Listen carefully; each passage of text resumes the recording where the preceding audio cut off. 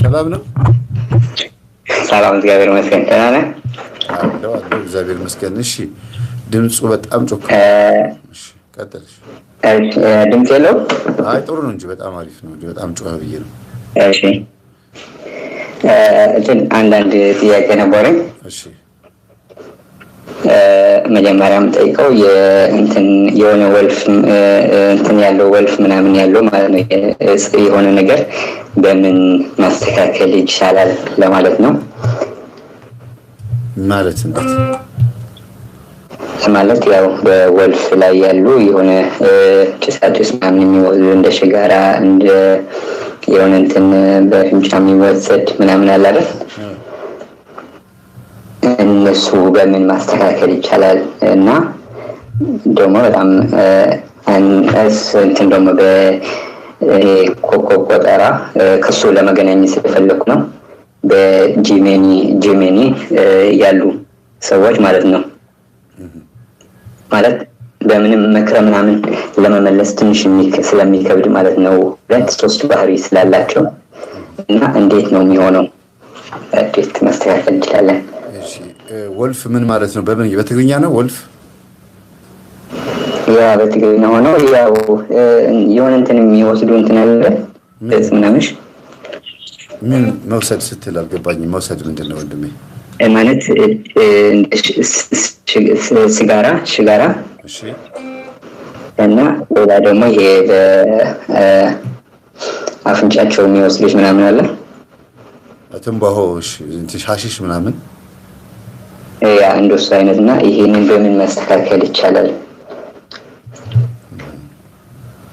ማስተካከል ስትል ማስጣል ማለት ነው። እኔ አሁን ግልጽ አድርግልኝ። አሁን ማን ነው ስለማን ነው የምትጠይቀኛለህ? አሁን ስለ ራስህ ነው ወይስ ስለማን ነው? ስለ ራሴ ሳይሆን እዚህ ያለና ለማስተካከል ፈልጌ ያው እሱ ደግሞ ያው በጣም የሆነ ነገር ስትናገራቸው አይወዱምና እንዴት አድርገን ነው የምንቀርበው ማለት የምንነግራቸው ምናምን ነገር ፈልጌ ነው። አንደኛ ሲጋራ ለማስጣል ምን ላደርግ ነው አይደለ? አባባልህ ትንባሆ፣ ሲጋራ ይሄንን ለማስጣል ሰዎች እንዴት ላስጥላቸው ነው?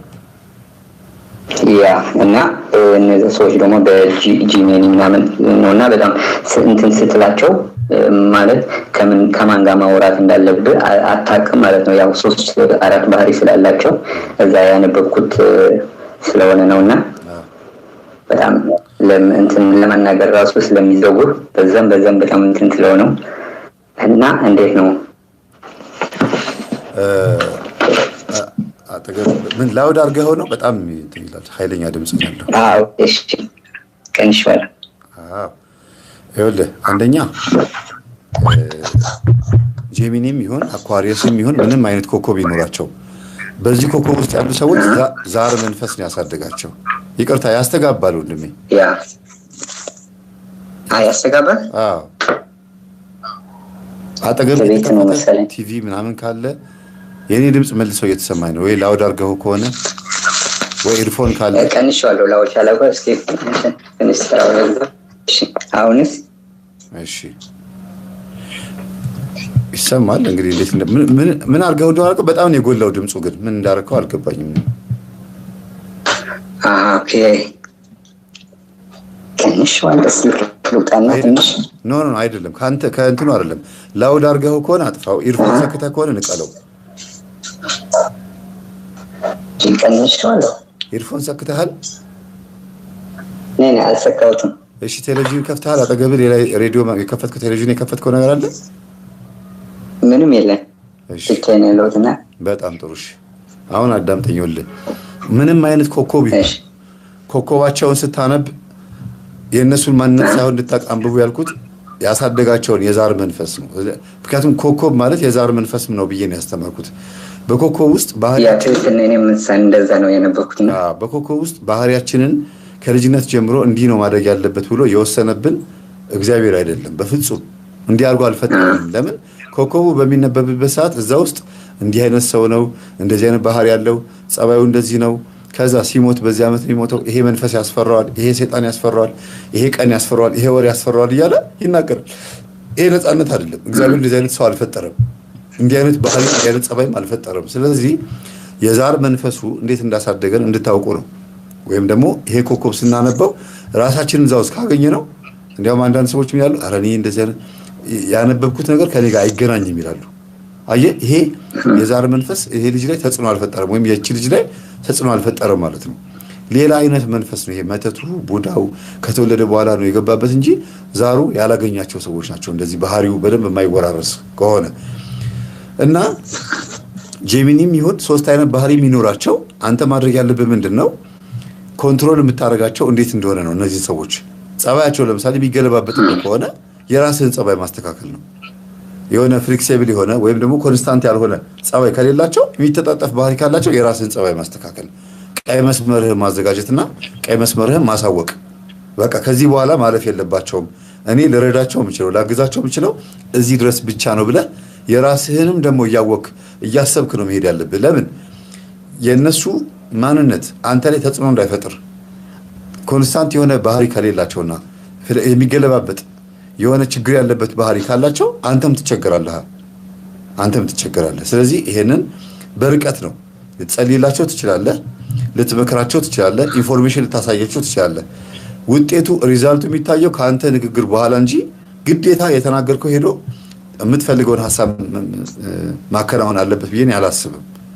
እኔ የማይሳካልኝ ብዙ ገጠመኝ አለ። እንዲያውም አቀርባለሁ እኮ በየዓመቱ 3-4 ገጠመኝ ያልተሳኩልኝ ገጠመኞች ብዬ እናገራለሁ። አይሆንም አንዳንዶቹ ጥግ ድረስ ሄጄ ለመቁረብ ጫፍ ደርሰውልኝ ፍርስርስ የሚያደርጉብኝ ሰዎች አሉ። ራሳቸው ባለታሪኮቹ ጭራሽ የትምህርቴ ጠላቶች ሆነው የሌሎች መምህራን አድናቂ ሆነው በዛው ጥለውኝ የሚሄዱ ሁሉ አሉ። ጫፍ ደርሰን እኮ ነው ለቁም ነገር ላበቃቸው ብዬ በእኔ ትምህርት መቁረብ ደብሯቸው በሌላ መምህራን ትምህርት ቆርበው ይኸው አባገሌ አቆረቡን ብለው የሌሎች መምህራንን ስም ጠርተው በእነሱ የቆረቡ ሰዎች አሉ። ለምን? እኛ ጋር ያለውን ነገር መቀበል ስለማይፈልጉና እላያቸው ላይ ያለው የዛር መንፈስ ይሄ ሽንፈትን አይወድም፣ መጋለጥን አይወድም። የሚያከብራቸው፣ የሚከባከባቸው፣ የሚያሞግሳቸውን የሚፈልጉ ሰዎች አሉ። ይሄ ኮከብ ያለባቸው ሰዎች ደግሞ ትሪት በማድረግና በጣም እንክብካቤ በመስጠት አይደለም እንትን የምትላቸው። ለምን? መንፈሱ ነው ትዕቢተኛ ያደርጋቸው። ሰዎቹ ራሳቸው ቢሆን ኖሮ ትሪት ታደርጋቸው ነበረ። አጅሬው ስለሆነ ግን በውስጥ በኩል ያለው እንዴት ነው መንፈስን የምትንከባከበው? ቁርጡን ነግረኸው ነው። አይ በቃ ይሄ ነግሬሃለሁ አልሰማም አልካል፣ በቃ የራስ ጉዳይ፣ ራስን በራስ ወቅበት ብለህ ትንሽ ስለ ትዕቢቱና ስለ ከንቱ ውዳሴው ስለ መንጠባረሩ ትንሽ ስትነግረው ያ ሰው ለብቻው ሆኖ ያስብበታል። ከዛ ቀስ ብሎ ነው የሚመጣው እንጂ አንተ መክረኸው በፍጹም አይሰማም። ለምን? ምክር የሚሰማ አይደለም ውስጣቸው ያለው። ምክር ተቀባይ ሳይሆኑ እነዚህ ሰዎች እኔን አድምጡኝ የሚሉ ናቸው፣ ወይም ደግሞ ትክክል ነኝ ብለው የሚያስቡ ሰዎች ናቸው። ይሄንን በዚህ ያዝልኝ።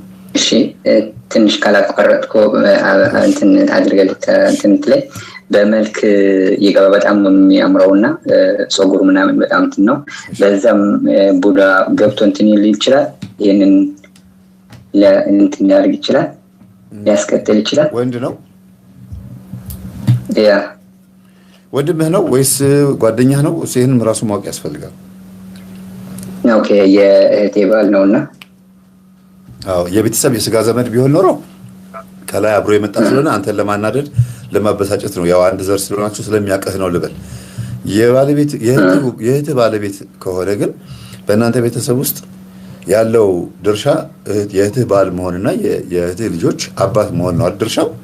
አንተ ደግሞ እሱ እንዲለወጥ ትፈልጋለህ አይደል? ከአንተ የሚጠበቀው ብቻ ተናግረህ ዞር።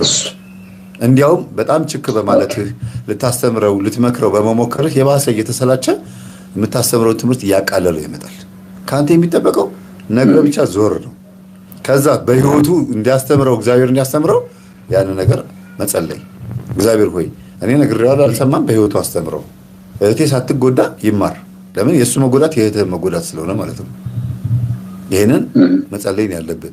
ምናልባት እንዳልከው እንግዲህ ሲጋራ ያጨሳል። አዎ ሲጋራ የሚያስጨሰው ማን እንደሆነ ስትነግረው ካልተቀበለ፣ ይሄ ሲጋራ የሚያስጨሰው መንፈስ ይሄ ነው ስትለው ካልገባው፣ አሁን መንፈሱ ዘመናዊ በሆነ መንገድ ወሰንገላ የሚባለው መንፈስ ዘመናዊ በሆነ መንገድ ምን እንደሚያሰራ ዋና ሀሳቡ ብቻ ቁጭ ያልተንዛዛ ነገር 5-6 ነጥቦች። ለምሳሌ ሲጋራ ያስጨሳል፣ ጫት ያስቅማል፣ መጠጥ፣ ጭሳጭስ ነክ ነገሮችን ሴት ላይ ዝርክክ መሆን ምናምን ብለህ ትጽፈዋለህ። እነዚህ የወሰንገላ መንፈስ ባህሪዎች ናቸው። የትኛውም ብሔር ውስጥ ብንሆን እነዚህ መናፍስቶች አሉ እና ራስህን አድን። የሚጫወትብህ ያለው ይሄ ነው። አንተ ጥሩ ሰው ነህ ብለህ ስትነግረው በአንድ በኩል ጥሩ ሳይዱን የነገርከው አንተ መልካም ሰው ነህ፣ ክፉ አይደለም። እግዚአብሔር ሲፈጥር መልካም አድርጎ የፈጠረ እኔንም እንዳትሰማኝ አድርጎ አልፈጠረህም። ግን ከዚህ መንፈስ አንጻር የተነሳ አንተን ስመክርህ እኔን የማይወደኝ መንፈስ እያዳመጠ ስለሆነ አንተ እኔ እንዳታዳምጠኝ ያደርግሃል ብለህ ቀስ ብለህ ለስለስ አድርገህ ቮይስ መላክ። አንተ አትገኝ አጠገቡ። ቮይስ ከላክ ደግሞ ደግሞ ደግሞ ያዳምጠዋል። አጠገቡ ማንም ስለሌለ ኢጎን የሚቆጣው የለም። ወይም ደግሞ የድንፋታውን ትዕቢቱን፣ ከንቱ ውዳሴውን፣ መንጠባረሩን የሚያይበት ስለማይኖር ቁጭ ብሎ ደጋግሞ ደጋግሞ ያዳምጠዋል። አጠገቡ ከሆንክ ግን የሽንፈት ስሜት ስለሚሰማው በቃ ሰማሁ እኮ አትደጋግምብኝ ምናምን ሊልህ ይችላል። እና አንድ ሰው በተደጋጋሚ አንድ ነገር ደጋግሞ ደጋግሞ ሲያስበው ነው የሚረዳው። እሺ በአንዴ አይረዳም። አንዳንድ እናቶችን ትምህርት እንዲያዳምጡ ክፈቱላቸውና ልጆች እባካችሁ ለእናቶች ገጠመኝ ስትከፍቱ ካጠገባቸው ተነሳችሁ ዞር በሉ፣ ብቻቸውን ያዳምጡ ነው የሚላቸው። ብቻቸውን ሲያዳምጡ ማንንም ስለማያዋሩ ጸጥ ብሎ ነው የሚሰሙት። አንድ ሰው ግን አጠገባቸው ካለ ትምህርቱን ይተውትና በትምህርቱ ርዕስም ሊሆን ይችላል በሌላም ጉዳይ ያወራሉ። ከዛ ትምህርቱ ያመልጣቸዋል። ለዚህ ነው በቴሌግራም ሜሴጅ ላክለት ወይም ቮይስ አድርግለት የምልህ። ብቻውን ሲሆን ደግሞ ደግሞ ያዳምጠዋል። አብራችሁ ከሆናችሁ ግን ይሄን ርዕስ ዘሎ ሌላ ርዕስ ላይ ያኛውን ትቶ ይሄኛውን ይጠይቃል። ሳትግባቡ ትለያያላችሁ ማለት ነው። ኦኬ፣ በጣም አመሰግናለሁ።